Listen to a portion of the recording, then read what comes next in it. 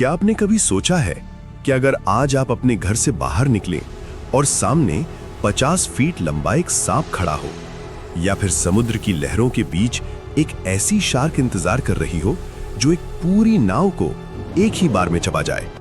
जी हां, ये कोई फिल्मी कहानी नहीं है। आज से लाखों साल पहले हमारी इसी धरती पर ऐसे खूंखार शिकारी राज करते थे, जिनके नाम से ही मौत का मंजर साफ दिखने लगता था।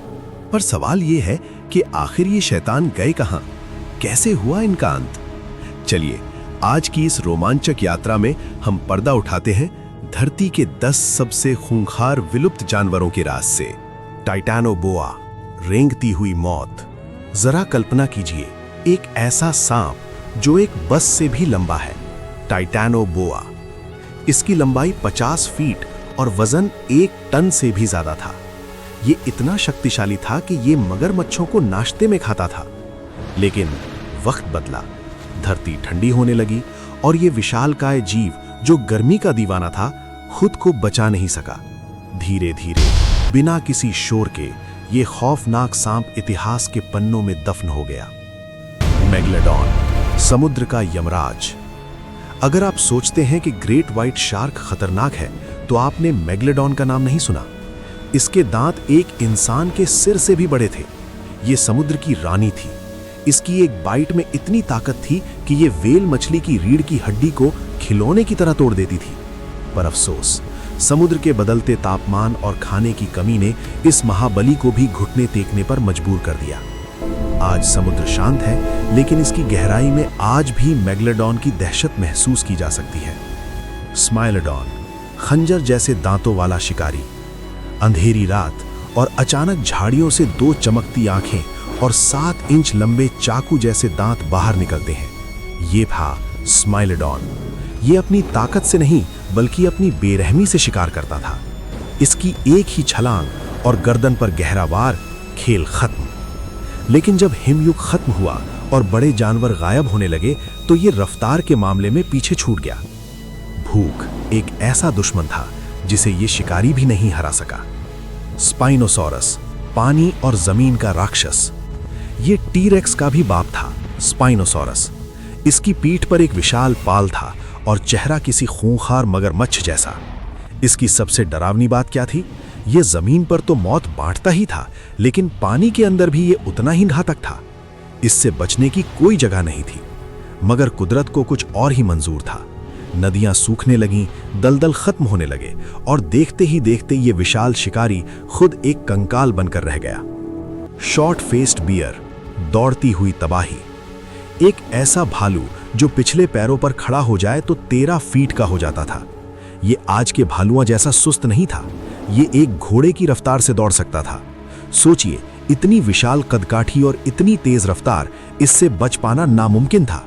लेकिन इंसानों के पूर्वजों के साथ मुकाबले और बदलती जलवायु ने इसे हमसे हमेशा के लिए छीन लिया। डंक्लियोस्टियस, लोहे जैसी मछली। आज के समुद्रों में शार्क का राज है, लेकिन करोड़ों साल पहले समुद्र का राजा कोई और था, डंक्लियोस्टियस। इसके पास दांत नहीं थे, बल्कि इसकी खोपड़ी की हड्डियां ही कुल्हाड़ी की तरह तेज थीं। जरा सोचिए, एक ऐसी मछली जिसका पूरा शरीर किसी टैंक की तरह अभेद्य कवच से ढका हो।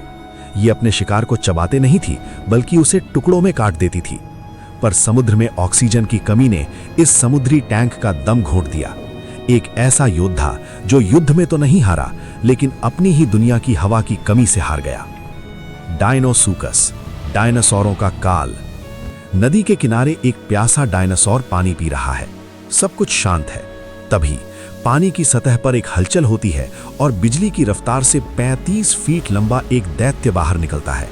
ये था डायनोसूकस। इसकी पकड़ इतनी भयानक थी कि ये टी-रेक्स जैसे शिकारियों को भी पानी के अंदर खींच ले जाता था। ये नदी का वो राक्षस था जिसे देखकर डायनासोर भी कांपते थे। लेकिन जैसे जैसे समुद्र का स्तर बदला, इनके शिकार कम होते गए और भूख ने इस सम्राट का सिंहासन छीन लिया। क्वेट्ज़लकोट्लस, आसमान का दानव। अगर आप सोचते हैं कि सिर्फ जमीन पर खतरा था, तो आप गलत हैं। अपनी नजरें ऊपर उठाइए। आसमान में एक जिराफ जितना ऊंचा जीव उड़ रहा है, क्वेट्ज़लकोट्लस। इसके पंख जब फैलते थे तो सूरज की रोशनी रुक जाती थी और जमीन पर अंधेरा छा जाता था। ये आसमान से यमराज की तरह उतरता था और छोटे जानवरों को जिंदा निगल जाता था। पर जब वो ऐतिहासिक उल्कापिंड धरती से टकराया तो आसमान से आग बरसने लगी। वो शिकारी जो कल तक आसमान का मालिक था, आज उसी आसमान से गिरती आग में दफन हो गया। एरेमुथेरियम, विशालकाय रक्षक। आज के स्लॉथ पेड़ों पर लटके रहते हैं और बेहद सुस्त होते हैं, लेकिन इनका पूर्वज एरेमुथेरियम एक चलते फिरते पहाड़ जैसा था। हाथी के बराबर कद और शेर को चीर देने वाले पंजे। ये शांत था, शाकाहारी था, लेकिन अगर इसे छेड़ा जाए तो ये किसी काल से कम नहीं था। इसे विलुप्त होते देखना दुखद है, क्योंकि इसे किसी शिकारी ने नहीं बल्कि इंसानों के बढ़ते लालच और बदलते मौसम ने खत्म किया। एक शांत विशालकाय जीव जिसे अपनी ही धरती पर जगह नहीं मिली। एंड्रयूसार्कस, भेड़िया नुमा शैतान। हमारी लिस्ट का आखिरी शिकारी एंड्रयूसार्कस।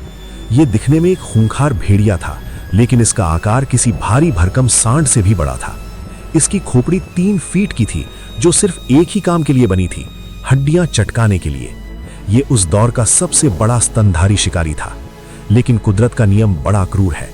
जब एशिया के हरे भरे जंगल सूख कर मैदान बनने लगे तो इस शिकारी के छिपने की जगह खत्म हो गई।